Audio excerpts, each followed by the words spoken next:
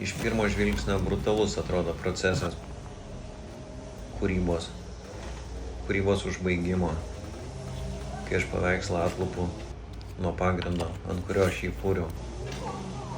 Nes būna, kad sultis persigeria į kitą pagrindą.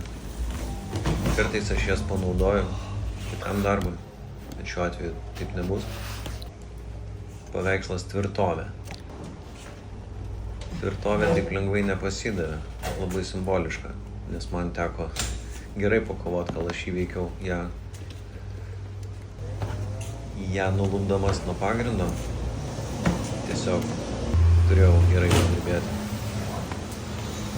Be šito veiksmo jokių galimybių nebūtų, kad aš jį įrėminčiau ant porėmio.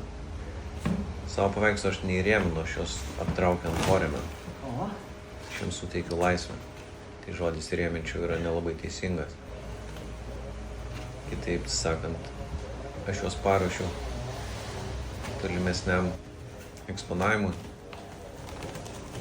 Tik šį kartą su tvirtovė teko gerai padirbėti. Taigi, manau, kad šis darbas toliau gerai atspindės savo tvirtybę, savo vertę, savo dvasią. Tai rezultatas mane labai džiugina. Neužilgo aš įveiksiu visą šitą kovą, kurią man teko šiandien gerai praleisti su šiuo paveikslu. Ir pateiksiu parodai.